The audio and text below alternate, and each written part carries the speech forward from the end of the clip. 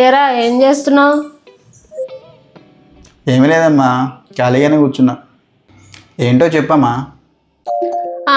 ఏం చెప్తావులే, నీ పెళ్ళాన్ని కొంచెం వంట నేర్చుకోమని చెప్పొచ్చుగా, అసలు తినలేకపోతున్నావు. పెళ్ళి ఎన్ని సంవత్సరాలు అయింది, ఇంకా నేర్చుకోకపోతే ఎలా? నువ్వే కొంచెం ఓపికతో నేర్పించచ్చు కదమ్మా, నేర్చుకుంటుంది. అదేమన్నా చిన్నపిల్ల దగ్గరుండి నేర్పించడానికి నేను? మాకు పెళ్ళైనప్పుడు ఎవరు నేర్పించారు? మాకు మేమే నేర్చుకొని అన్నీ చేసాం. ఈ కాలం పిల్లలు అంతే, అన్నీ నేర్పించాలి.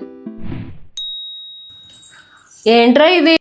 నీ పిల్లం ఎప్పుడు మొబైల్ ల్యాప్టాప్ పట్టుకొనే ఉంటుంది, అసలు పని అంటూ చేయదు. ఇంట్లో పని అంతా అలాగే ఉంది. ఇలా అయితే ఎలా రా? అమ్మ, తను చేసేది వర్క్ ఫ్రమ్ హోమ్ జాబ్ అమ్మా. తను ల్యాప్టాప్ ఫోన్ వాడాలి. నువ్వే కొంచెం దాన్ని అర్థం చేసుకొని కొంచెం హెల్ప్ చేయొచ్చు కదా. హెల్ప్ చేయాలంటే హెల్ప్ నా కొడుకుని మార్చేసింది.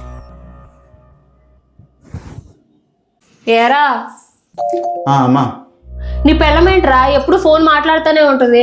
కనీసం ఇల్లు చూసుకుందాం, అత్తగారికి ఏమన్నా కావాలేమో పట్టించుకుందామని ఉందా? అమ్మా, తను ఎప్పుడు దాకా వర్క్ చేసి అలసిపోయిందమ్మా. వాళ్ళ అమ్మ ఫోన్ చేస్తే మాట్లాడుతుంది. అది నువ్వే అర్థం చేసుకోవాలి. నువ్వు కాబట్టి ఇంకా అర్థం చేసుకుంటారు చెప్పు. అర్థం చేసుకోవాలి. ప్రతి విషయంలోనూ దానికే సపోర్ట్ చేస్తాడు. అందరు అత్తలు ఇలానే ఉంటారని చెప్పడం మా ఉద్దేశం కాదు, కానీ చాలామంది వర్క్ చేసే ఉమెన్స్ని అర్థం చేసుకోవట్లేదు. ఇలా వర్క్ చేసే ఉమెన్స్ని అర్థం చేసుకొని సపోర్ట్గా నిలబడితే ఆ అమ్మాయి కుటుంబాన్ని ఉన్నత స్థాయికి తీసుకెళ్తుంది.